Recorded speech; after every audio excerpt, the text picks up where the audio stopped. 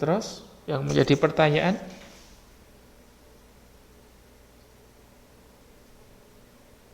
oh, oke, anyway, yang namanya persaingan itu di mana-mana, Mbak ya.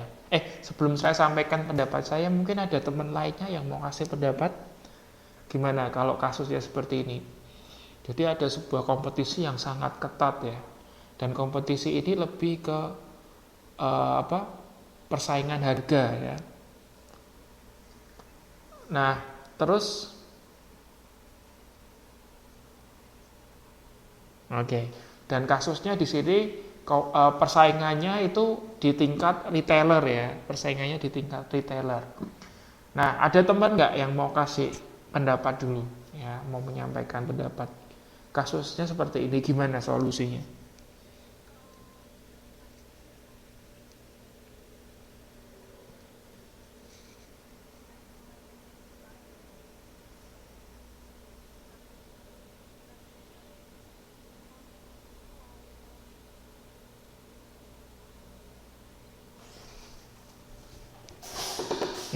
Lalu,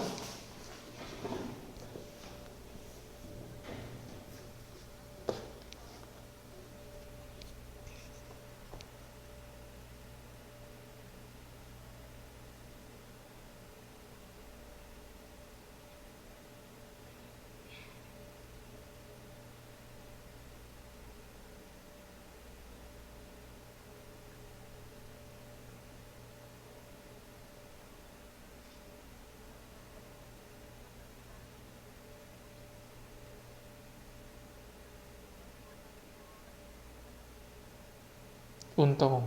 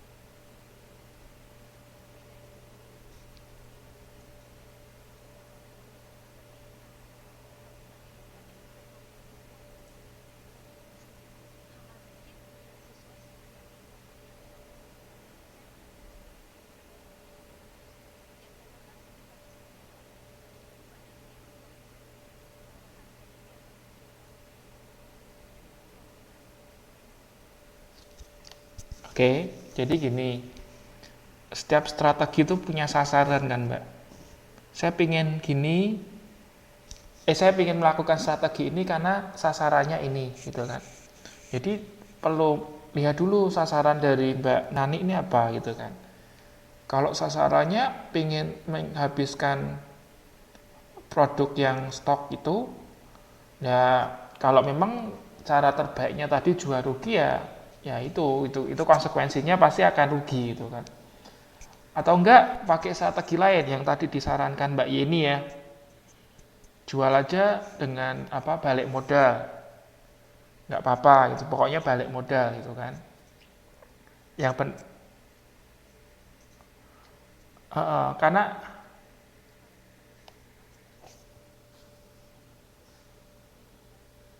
nah, jadi intinya disesuaikan dengan sasarannya mau apa gitu kan. Seperti itu. Atau lagi bisa seperti ini, Mbak. Eh, Orang tuh kan beli barang tuh kan bukan karena hanya barang itu murah, ya kan? Mungkin ada hal-hal lain yang orang itu akan lebih memilih barang kita. Misalnya apa? Misalnya kita beri servis yang beda gitu kan. Misalnya kalau di tempat lain nih, mereka kalau jual barang nggak dikasih plastik gitu kan, nggak dikemas dalam kemasan yang baik gitu kan. Ya kita jual dengan servis lebih, kita kasih plastik lah atau kemasan yang baik lah. Mungkin bisa seperti itu gitu kan. Atau enggak bisa juga ya melakukan pendekatan personal gitu kan. Jadi kita bisa melayani lebih ramah, kita bisa buat customer lebih nyaman sama kita gitu kan. Nah, pendekatan seperti ini juga bisa dilakukan. Jadi kan orang itu kalau beli barang bukan hanya karena oh di sana lebih murah gitu kan, tapi juga karena pelayanan yang diberikan oleh produsen atau si penjual itu lebih baik gitu. Seperti itu, Mbak. Iya, betul. Kalau misal persaingan sudah sengit sekali dan kemudian kalau mau menurunkan harga juga masih berat, ya lakukan dengan yang tadi gitu kan, extra service kan.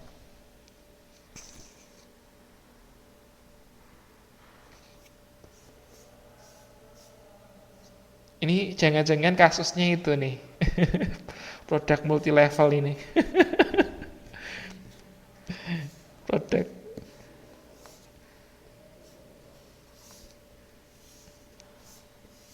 Hmm.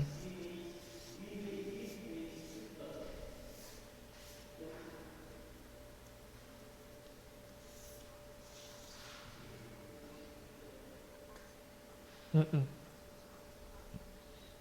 Boleh, bisa juga seperti itu. Pokoknya intinya kan balik modal gitu kan, habisin stok balik modal nggak rugi kan gitu. Betul, bisa sekali seperti itu. Ya itu seperti itu ya, menurut pendapat saya dan tadi teman-teman juga kasih pendapat yang baik ya. Itu bisa kasus-kasus seperti itu, kasus-kasus itu ya, multi level ya. Multi level dia yang mereka harus beli produk banyak kemudian harus tutup poin itu ya, bener ya.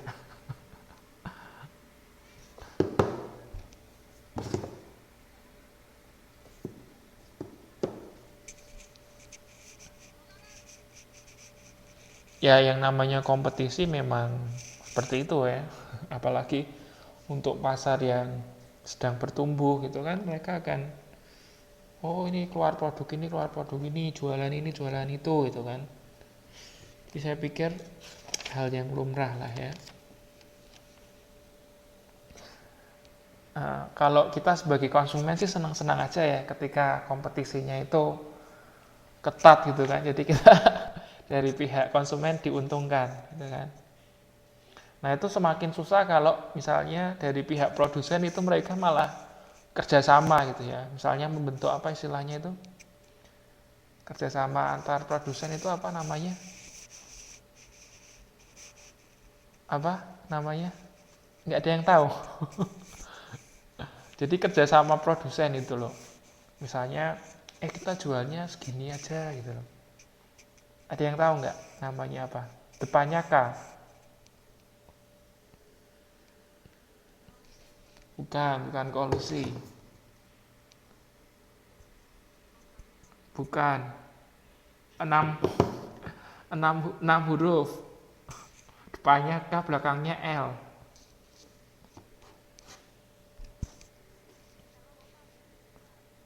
Hah? Bukan depannya K. Oke, depannya K, belakangnya L, 6 huruf.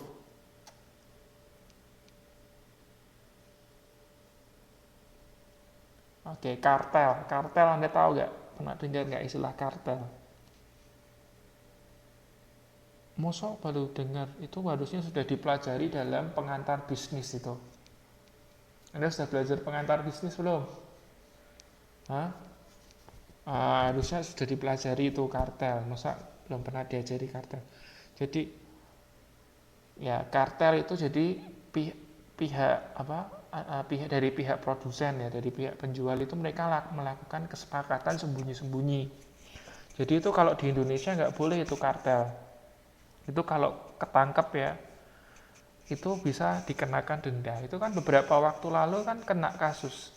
Jadi XL kemudian Indosat kemudian Telkomsel itu kan juga ada indikasi kartel. Jadi mereka sepakat untuk memberikan harganya sekian gitu loh. Jadi janjian kamu jangan harganya lebih murah gitu ya. Nah kalau kartel nggak boleh. Sepertinya di Taiwan pun juga nggak boleh ya. Karena di situ akan merugikan konsumen ya kan. Seperti itu. Nanti persaingannya tidak lagi persaingan sempurna ya. Oke, nah terus kita lanjutkan lagi. Tadi ada pertanyaan dari siapa, Mbak Yeni? Adalah tadi yang mau tanya siapa?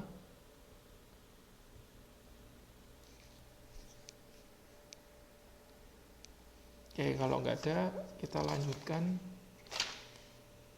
Bagian yang penting itu di halaman 8.53. Ya, 8.53 yang bagian yang bawah. Nah, tadi kan selain ditandai dengan era ekonomi baru, dengan perkembangan teknologi informasi, juga salah satu tahap yang lain adalah tahap globalisasi. Nah, untuk memasuki pasar global atau istilahnya pasar internasional, kita bisa melakukan beberapa cara ya. Kita bisa melakukan ekspor, kita bisa beli lisensi, melakukan franchising, joint venture, atau bisa juga kita melakukan direct investment atau penanaman langsung. Kalau angkatan sebelum Anda yang lalu, kebetulan ada seminar franchising di KDI. Ya, lalu waktu itu saya kasih tugas itu pas kebetulan TTM ya. Hari Minggu pas TTM. Nah, saya kasih tugas mereka untuk datang ke KDI. Jadi waktu itu TTM-nya mereka datang ke KDI. Saya suruh cari informasi mengenai franchising itu apa, kemudian peluangnya apa saja, dan lain sebagainya. Dan bermanfaat, jadinya mereka lebih tahu mengenai franchising. Di sini ada yang tahu atau mungkin ada pengalaman nggak terkait dengan franchising?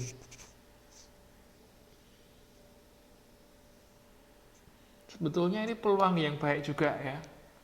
Jadi semisal nih Anda punya sejumlah dana, ya sejumlah uang, tapi Anda bingung ya mau buka usaha apa, Anda nggak punya pengalaman sama sekali gitu ya, cuman Anda punya dana. Nah, Anda bisa lakukan franchising.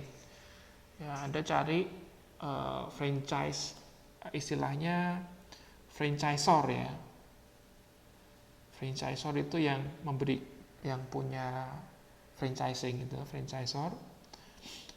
Anda bisa beli produk mereka, license mereka. Sebetulnya franchising dengan license itu hampir sama ya. Nah, Anda tanamkan model di sana, nanti Anda dibantu oleh franchisor mengembangkan usaha franchising itu. Nah, nanti Anda disebutnya seorang franchisee. Ya. Ada teman saya juga, dia franchisor ya. Jadi dia punya usaha franchising, kemudian dia kembangkan, dia dengan cara melakukan ini franchising ya. Saya dengar sekarang sudah sampai di Malaysia dan Singapura ya. Awalnya dari Bandung, dia orang Bandung, terus sekarang mengembangkan bisnis sampai ke Malaysia dan Singapura. Oh, ada juga pengalaman, Mbak.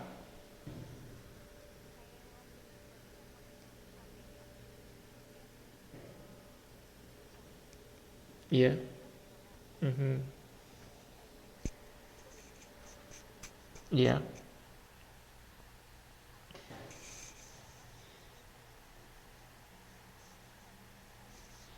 Iya betul. 7-Eleven itu salah satu contoh franchising, betul sekali. Terus OKBS ya. Oke.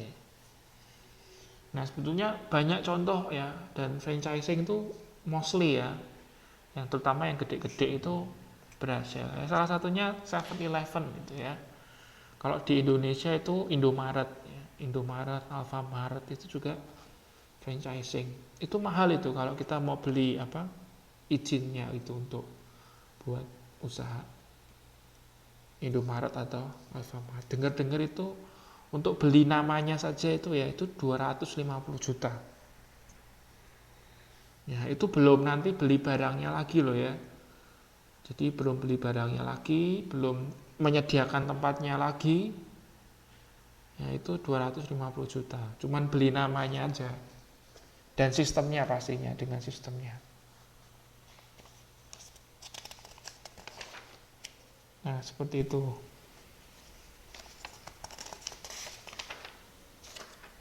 Lalu kita lanjutkan ke modul 9. Nah, kalau modul 9 ini terkait dengan organisasi ya. Nah, setelah kita melakukan planning ya, jadi strategi yang kita bahas sebelum-sebelumnya itu adalah terkait dengan planning. Nah, planning, setelah planning kan kita melakukan fungsi yang kedua adalah organizing. Ya, organizing. Nah, untuk bagian ini yang penting itu Anda bisa memahami mengenai ini macam-macam ya, macam-macam dari organisasi. Ya, secara umum ada dua macam ya organisasi itu. Coba dibuka di 9.5. 9.5. Ya, jadi secara umum itu organisasi itu dibedakan menjadi dua karakteristik, yaitu yang mekanistik dan yang organistik. Nah, ciri-ciri dari mekanistik itu adalah sifatnya terlalu birokratis ya. Birokratis. Jadi strukturnya sangat birokratis. Lalu untuk yang organistik ini sifatnya lebih fleksibel.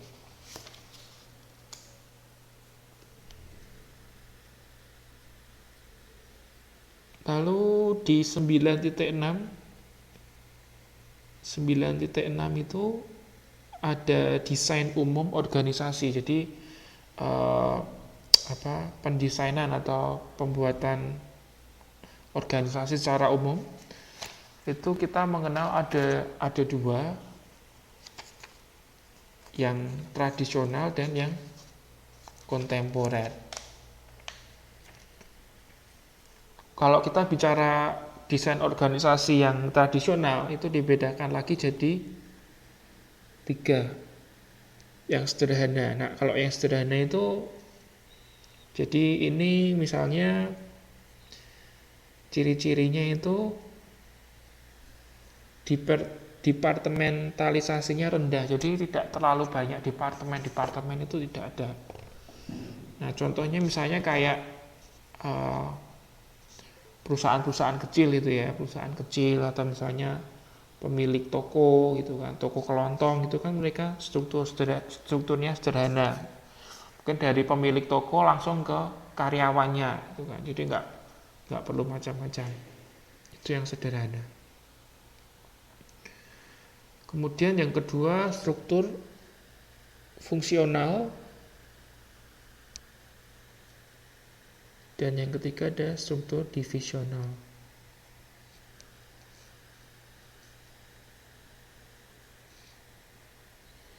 Kalau untuk yang kontemporer itu ada dua, Mbak. Ya. Ada dua. Yang pertama adalah team structure.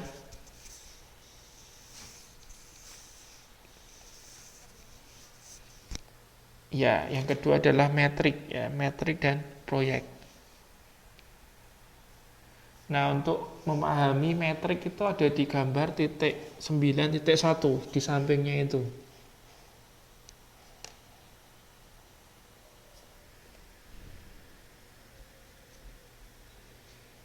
Nah, itu seperti itu ya.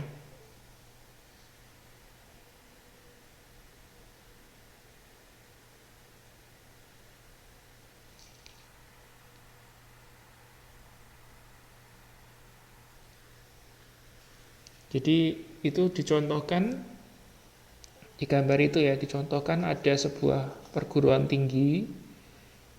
Lalu di perguruan tinggi itu ada program S1-nya, ada S2-nya, ada S3-nya.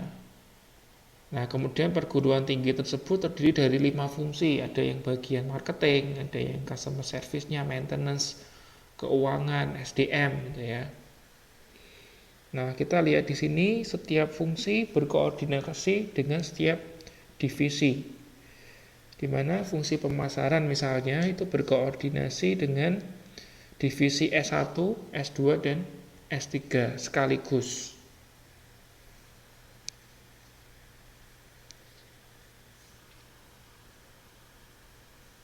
Lalu untuk karyawan marketing di dalamnya itu, di setiap divisi itu juga dikoordinir oleh sebuah fungsi ya.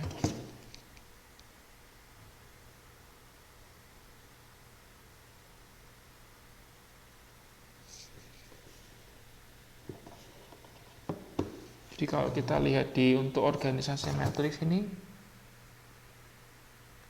terintegrasi ya, semuanya ada terintegrasi itu kan, terkait satu sama lain.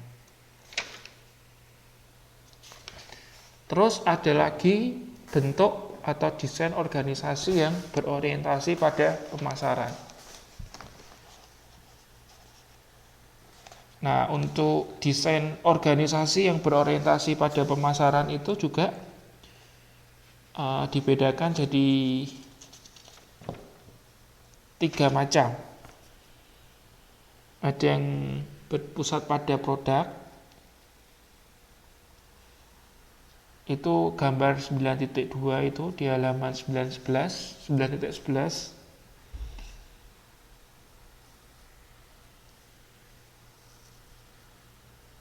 Jadi seperti itu untuk strukturnya.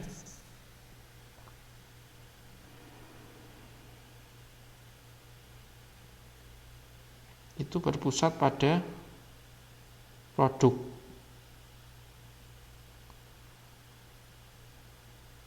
Terus yang kedua berpusat pada pasar. Jadi dari divisi penjualannya itu dibedakan berdasarkan pasarnya.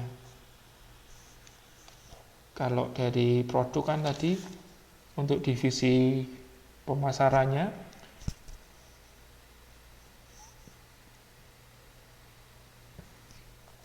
dibedakan berdasarkan produknya.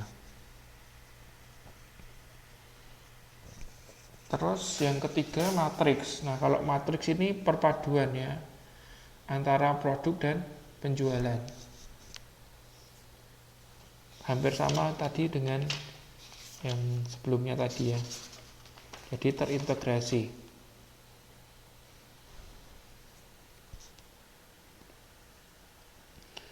Terus untuk kegiatan belajar 2, setelah kita melakukan organizing, fungsi berikutnya adalah kita melakukan pengimplementasian atau istilahnya actuating ya, implementation atau actuating.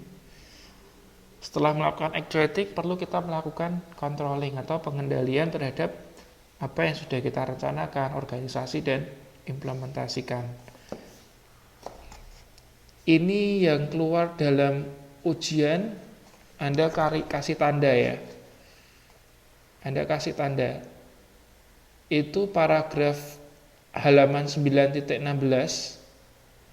paragraf 2, 3, 4. Jadi halaman 9.16, paragraf 2, 3, dan 4 itu menceritakan mengenai karakteristik rencana pemasaran.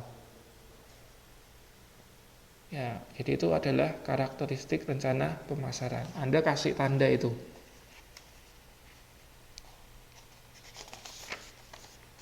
Betul. Ya. Jadi itu karakteristik rencana pemasaran. Itu Anda kasih bintang ya atau tanda lah. Paragraf 2, 3, dan 4. Nah, itu halaman berikutnya itu adalah contoh dari rencana pemasaran atau marketing plan ya. Marketing plan dari Sekolah Tinggi Ilmu Ekonomi Sumatera Internasional. Nah, Anda kalau lihat itu, kalau dulu saya disuruh bikin sih, waktu dulu disuruh bikin bisnis plan ya. Ini bukan bisnis plan sih, ini marketing plan ya. Dulu saya bisnis plan, bukan marketing plan. Nah, kalau ini adalah marketing plan, Anda bisa lihat komponen-komponennya. Ya, jadi nanti kalau misal Anda mau buat rencana pemasaran, Anda perlu yang pertama adalah di dalam rencana pemasaran itu Anda tulis mengenai ringkasan. Ini sebetulnya bukan ringkasan untuk eksekutif ini. Ini benar terjemahannya aneh ya. Yang pokoknya executive summary ya. Yang pertama itu executive summary. Lalu yang kedua adalah rincian rencana pemasaran. Nah, di sini nanti Anda perlu melakukan analisis situasi. Analisis situasi. Terus di analisis situasi itu membahas mengenai persaingannya seperti apa. Makanya itu kan ditulis karena ini Sekolah Tinggi Ilmu Ekonomi, di situ dibahas mengenai Universitas Atmajaya gitu kan, Tarumanegara, Trisakti ya, karena memang kompetisinya sama mereka kan. Kemudian keadaan ekonomi seperti apa, sosial politik seperti apa, dan lingkungan konsumen. Lalu perlu juga dilakukan analisis SWOT gitu ya. Dulu kebetulan skripsi saya menggunakan analisis SWOT. Dan seterusnya itu. Lalu yang terakhir adalah penutup.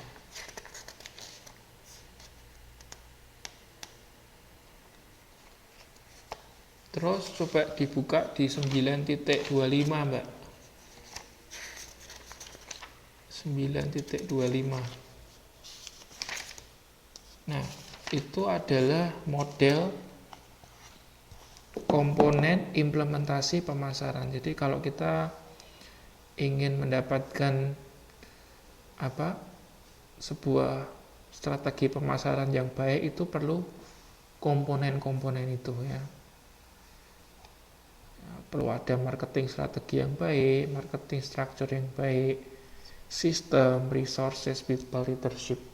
Di mana setiap komponen itu mereka dilandasin dengan tujuan ya, tujuan yang ingin diwujudkan ya, shared goals.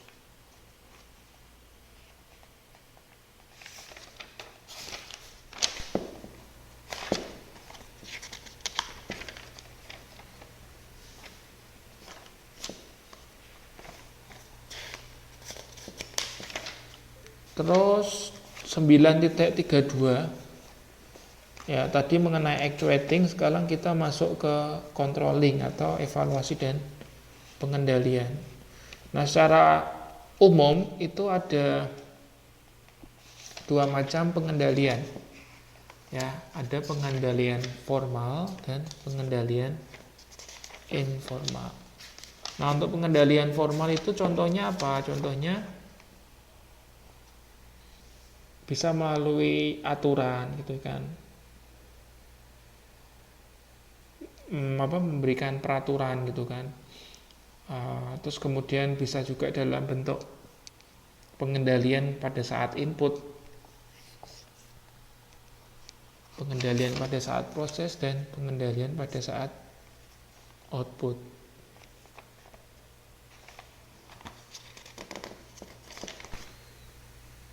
Nah, terus untuk pengendalian formal itu informal